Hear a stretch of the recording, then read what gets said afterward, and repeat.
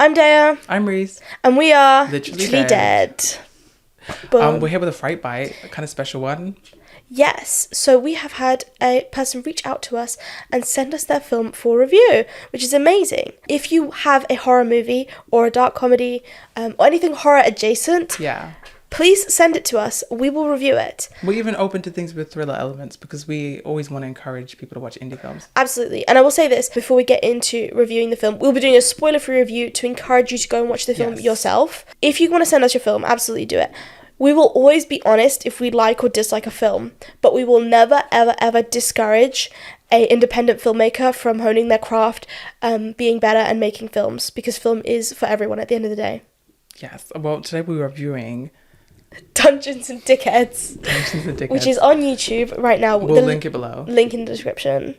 It's about a bunch of bullies who get forced to play D&D with some nerds because for fear of punishment, really. Yeah. Things go a bit haywire, which is fun. They're sort of caricatures without giving too much away. You have the cool kid, the jock, and then the posh boy, kid. And then you've got the three sort of nerds. Yeah. And then obviously you can probably guess that, like, as they're playing D&D, there's a sort of arc. Yeah. It's about an hour long. And it's definitely a comedy with a bit of a horror twist. We won't give away. What were your thoughts?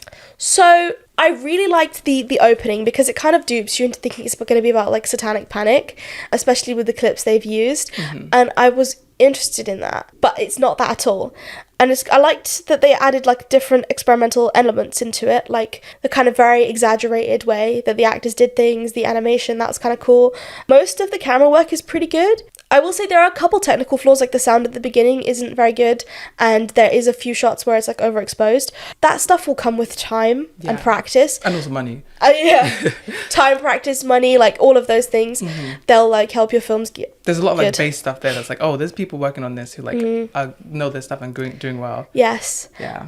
You can definitely see these people worked hard to like make the film the way it is. Yeah. I thought it was so cool that the song they have playing over like the animated intro is by Jen and the Degenerates, and I've actually been following them like on TikTok and other platforms for years. So when I heard it and then we were in the credits and he's like, oh, Jen and the Degenerates, I was like, I know those people. I've been following them for ages. So it's really cool to see them involved in like a film project. I thought it was so interesting that like they kind of went for like stereotypes of like the bullies, right? Like the wannabe cool guy, the posh guy's lies about everything, and then like the jock, right? The guys they cast look like D&D players. Yeah, we saw, because they, showed us everyone there looked like they played D&D. Yeah. But just the way they were dressed was sort of questionable. But it's like there's a shot of the three bullies at the beginning in the like head teacher's office, and I'm like, oh, they're the D&D players.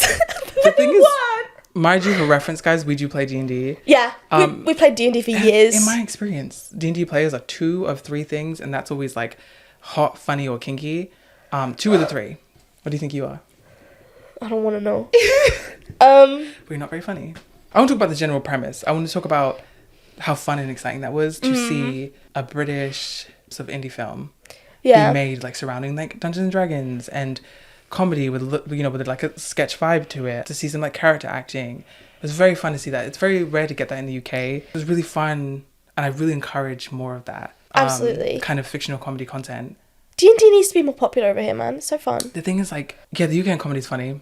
Obviously, I have had to live in it for the last few years. With fictional comedy in the UK, people want more real things. Yeah. And it's really annoying because we don't often get these like campy out there concepts. I mean, it's changing now that we're getting British SNL. We'll see what happens. But people want to see like real characters, characters they recognize from their real lives. They want to see people be miserable and then laugh at it. Yeah. Which is so, like, this film doesn't do that, which I liked. It was very like positive humor in a way. Like one of the biggest reviews you'll see on like every popular British comedy is always like, it's just like you and me. We all know a person like that. I don't want to see me on. I want to laugh and have fun, which I did in this movie. I thought this movie was fun. I love that. I love that they went out there and they pushed these things, which can be like hard to receive sometimes because you've got these big characters that seem incredibly unrealistic and clownish. Yeah. But that's the point.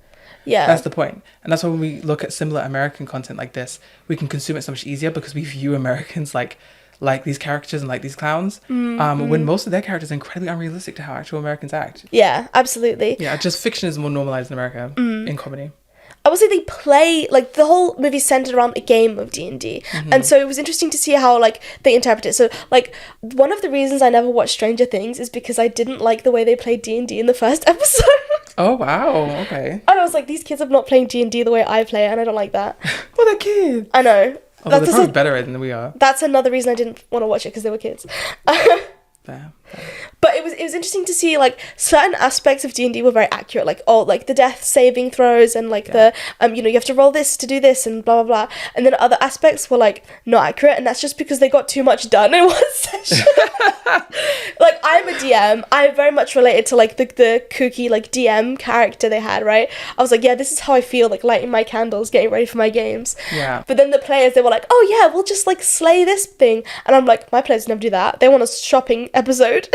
They do. Critiques to the general flow of it. I think, like, we kind of both said this, but in the beginning they sort of start playing again, spoiler free, don't worry, but they start playing D&D, and for the first section of playing it, they're just playing it. Yeah.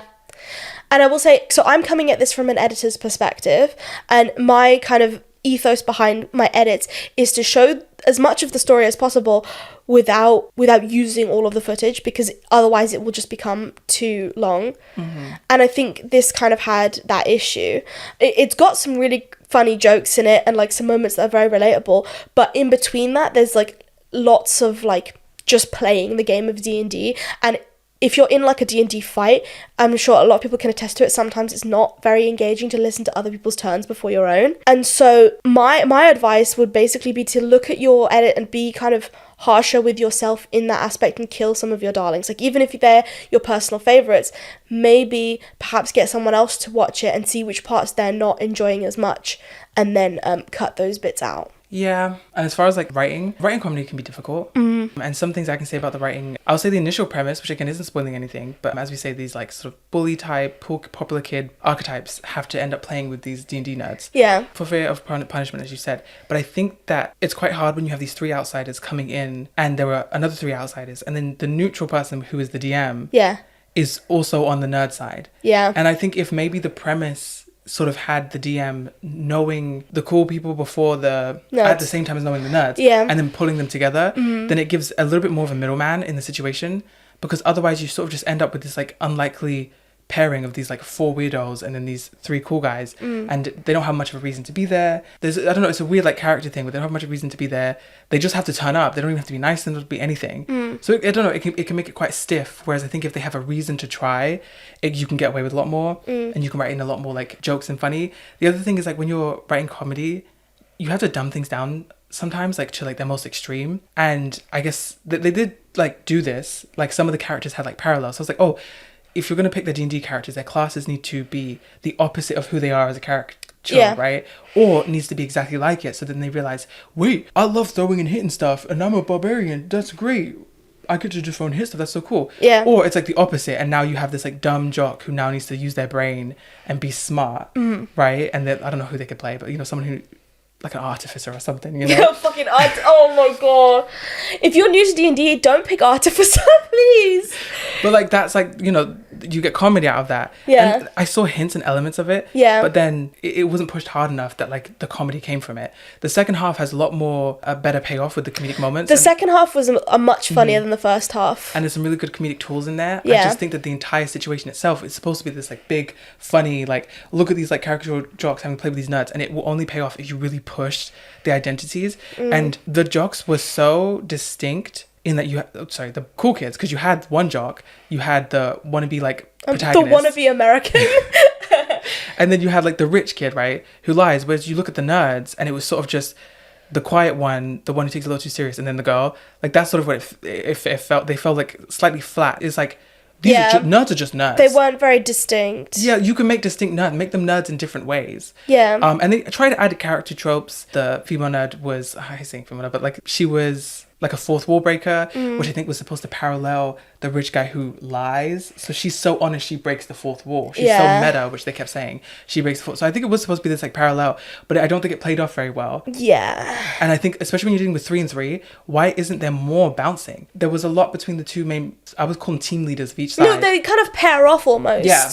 Which is fine. But I will say, like, I'd wonder how much the crew and cast play D&D and the way that they play it and how they use their dynamic. Because I've been playing D&D with like lots of different groups and lots of TTRPGs and stuff, both as a DM and as a player, and I've never really had that kind of experience where you'd only really interact with one person, you know, because everyone will react and do that kind of thing. I also think perhaps it was a mistake to make the first part of D&D being the combat, because that's just a lot of maths, whereas if you had them trying to roleplay at first, that could have lended itself more to comedy at the beginning as well. Yeah. Because then you're dumping these kind of like wannabe cool guys into this thing where they have to pretend to be a fucking goblin babe with big boobs, you know? Goblin babe with big boobs, you know.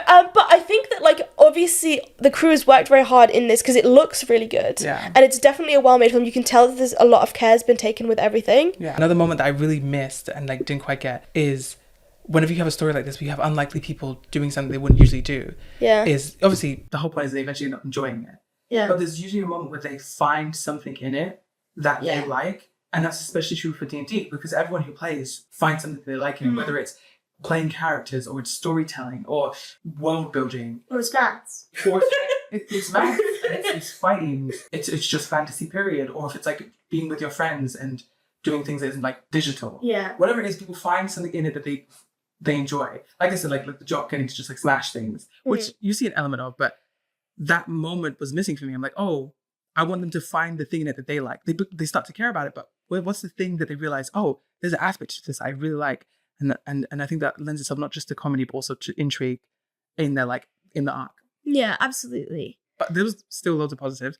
Absolutely. We say all this to say that, like, we want to see more from you. We want to see you improve and do well as a filmmaker. You know, that's the point of talking to other filmmakers, is that you lift each other up, right? Yeah. And so that's why we say the critiques that we say. But we did enjoy it. I laughed at a few points. Like, I found it interesting. I loved the ending. The ending's unexpected, but the ending, honestly, as much as the ending kind of genre shifts, the ending is one of the funniest parts. Yeah.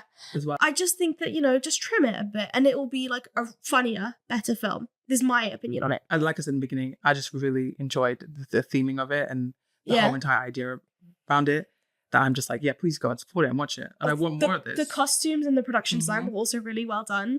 Like, I was like, of course a D&D player is going to have the Godfather poster in the background. Like, yeah. But also, it's clearly like made with the element of fun. And there were a lot of choices they made. Like, we say and say, oh, they could have done this and that. But I think a lot of those choices were them just not doing it because it is too much time, effort, or money. Or perhaps for something that isn't that serious. Or perhaps it wasn't their vision, which is fine. Yeah. Like, we can, you know, it's perfectly okay to say you didn't get the vision at some points. Yeah. So yes, please send us more films. If you've made a film, please send it to us. We would love to watch it, especially if it's a horror film. You can find us wherever you get your podcasts. We're on Instagram and TikTok. Love you. Bye. Bye. Link in the description.